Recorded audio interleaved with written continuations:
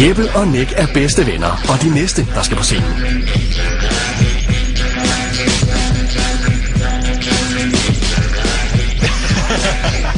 Hvor er det fantastisk. I er varmet fuldstændig op, drenge. Klar. Der er 3 dommer dernede. Værsgo. Så skal I helst.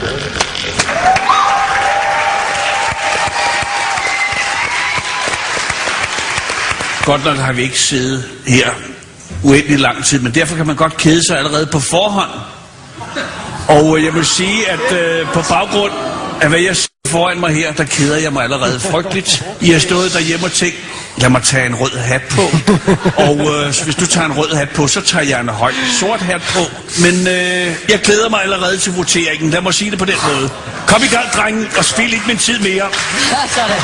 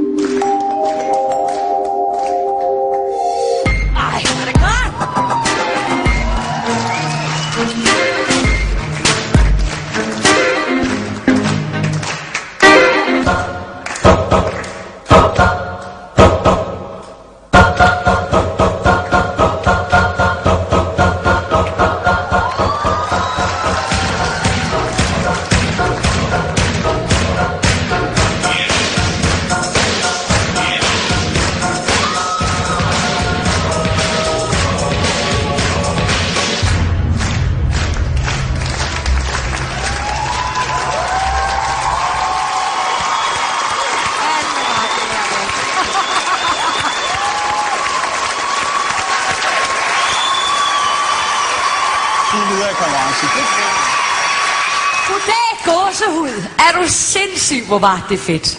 I er så overlegne, og jeg elsker sådan noget. Det var bare overraskelsesmomentet, der var surprise i det. I er så knalddygtige, altså. Det er helt vildt. Jeg er solgt. Tak. Det er således, at frøken Stein nogle gange lader følelserne løbe af med hende. Derfor er det godt, hun sidder sammen med nogle strikte herrer, som ikke lader sig rive med af pøblen, der applauderer. Men det er krafteddermame godt, det laver. Det må jeg sige. Nå. Der kom den alligevel, hva'? Ja.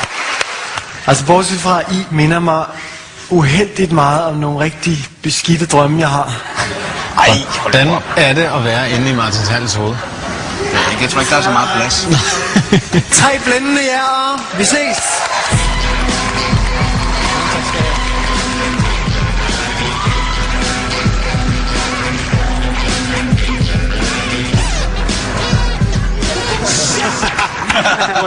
Super fedt.